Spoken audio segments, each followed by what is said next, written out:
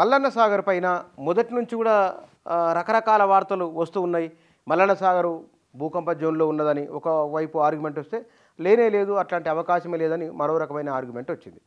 ఇది 2017 నుంచి ఇప్పటి వరకు ఆ చర్చ జరుగుతూనే ఉన్నది.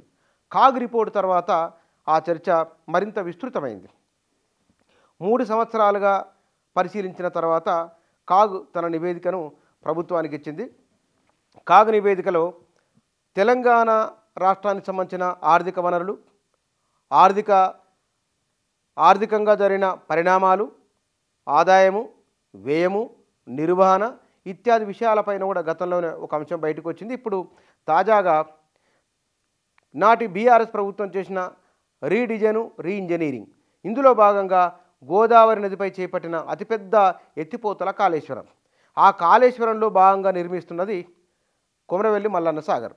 ఈ మల్లన్న సాగరు రిజర్వాయరు ఇక్కడ నిర్మిస్తే గనక ఇది భూకంప ప్రమాదం ఉన్నదని, దీనివల్ల విపత్తు సంభవించే ప్రమాదం ఉందని గతంలో నుంచి కూడా దీనిపైన రకరకాల చర్చలు జరుగుతున్నాయి.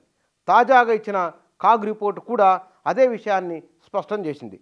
సెంట్రల్ డిజైన్ ఆర్గనైజేషన్ ఈ డ్రాయింగులు, నమూనాలు, ఈ డిజైన్లు ఇవన్నీ పూర్తి స్థాయిలో అధ్యయనం చేసి, అంటే భూకంపం జోన్లో ఉందా లేదా, దీనికి భూమి పొరలు ఎట్లా ఉన్నాయి ఇత్యాది విషయాలను సమగ్రంగా అధ్యయనం చేయలేదు అని కూడా కాగ్ చెప్పింది. పూర్తి రిపోర్టు రావడానికి ముందుగానే ఆ ప్రాజెక్టు రిజర్వాయర్ నిర్మాణమైంది. 95% పూర్తయిన తర్వాత దానిపైన టెక్నికల్ కమిటీ వేసిందని ఈ చాలా విషయాలు అందులో ఉన్నాయి. మరి నిజంగానే తెలంగాణ భూకంప జోన్లో లేదు కదా, సేఫ్ జోన్లో ఉన్నది, సిస్మిక్ జోన్ 2లో తెలంగాణ ఉన్నది. కాబట్టి భూకంప ప్రభావానికి లోను కానప్పుడు మల్లన్న సాగర్ ఎట్లా అవుతుంది అనే ప్రశ్న సహజంగానే వస్తుంది. దానికి కూడా కాగు సమాధానం ఇచ్చింది. వాళ్ళు ఏం చెప్పినట్టు దీంట్లో అంటే, మల్లన్న సాగర్ సైట్లో భూకంపాలు సంభవించే అవకాశాలపై ఎన్జీఆర్ఐ వంటి సంస్థతో అధ్యయనం జరిపించాలని సలహా ఇచ్చారు సెంట్రల్ డిజైన్ ఆర్గనైజేషన్ వాళ్ళు. ఈ మేరకు రాష్ట్ర నీటిపారుదల శాఖ హైదరాబాద్లోని ఎన్జీఆర్ఐ డైరెక్టర్కు లేఖ రాయడంతో అధ్యయనం చేసిన సంస్థ తన ప్రాథమిక నివేదికను 2017 మార్చిలో సమర్పించింది. అయితే ఈలోపే నీటిపారుదల శాఖ మల్లన్న సాగర్ ప్రాజెక్టు నిర్మాణం పనులను కాంట్రాక్టర్లకు అప్పగించింది. తెలంగాణ భూకంపాల ప్రమాదం తక్కువగా ఉండే సిస్మిక్ జోన్ 2లో ఉన్నప్పటికీ 1967లో కోయినాలో, 93లో లాతూర్లో 6.3 తీవ్రతతో వచ్చిన భూకంపం వల్ల సిస్మిక్ జోన్ 2లోని దక్షిణాది ప్రాంతం కూడా భూకంపాలకు అతీతం కాదని అవగతమైంది అని కాగు పేర్కొన్నది. దీంతోపాటు 1983 మేడ్చల్లో 4.9 తీవ్రతతో భూకంపం వచ్చింది.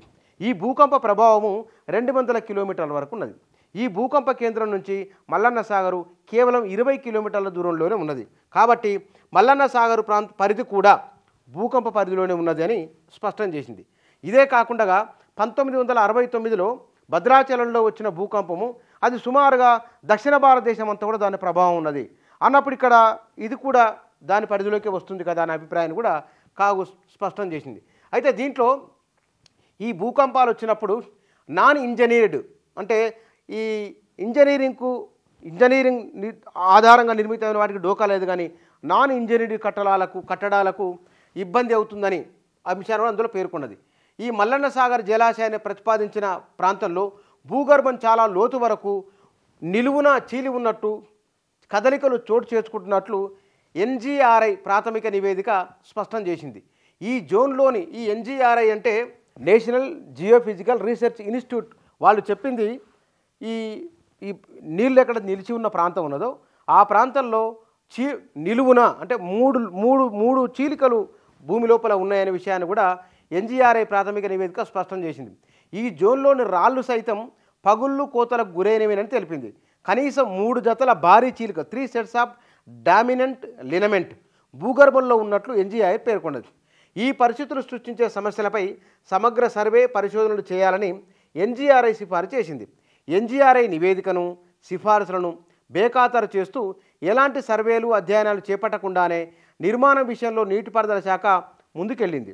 మల్లన్న సాగర్ రిజర్వాయర్ దృఢత్వం, భూకంపం సంభవిస్తే కలిగే అపార నష్టంపై స్పష్టత లేకుండానే ఈ విధంగా వివరించడం తీవ్ర ఆందోళనకరం. కాళేశ్వరం ప్రాజెక్టులో అతిపెద్ద జలాశయమైన మల్లన్న సాగర్ను 50 టీఎంసీల సామర్థ్యంతో నిర్మించారు. దీని కింద 10.3 లక్షల ఎకరాల ఆయకట్టును ప్రతిపాదించారు.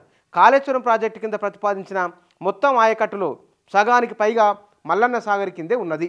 ఇది కాగు నివేదిక చెప్పింది. దీంట్లో ముందే చెప్పమైనా వినలేదని తెలంగాణ చైర్మన్ కె రఘు, భారతదేశంలోని అతిపెద్ద లినమెంట్ భూగర్భంలో నిట్టని ఉన్న పగ్గుల్లో వచ్చిన లినమెంట్ అంటారు, మల్లన్న సాగర్ ప్రాంతంలో ఉందని, ఆ రిజర్వాయర్ నిర్మాణానికి ముందే ప్రభుత్వాన్ని టీజేఏసీ ఇతర తరఫున హెచ్చరించాం.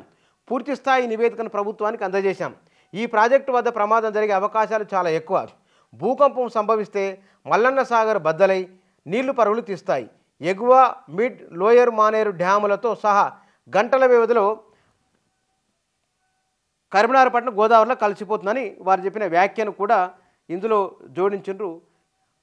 కాగు రిపోర్టుకు సంబంధించిన అంశం. ఇక ఇట్లా మల్లన్న సాగర్కు సంబంధించిన అంశాలపైన తెలుగు మీడియాలో చాలా ప్రధానంగా ప్రయారిటీ ఇచ్చిన తెలుగు పత్రికలు.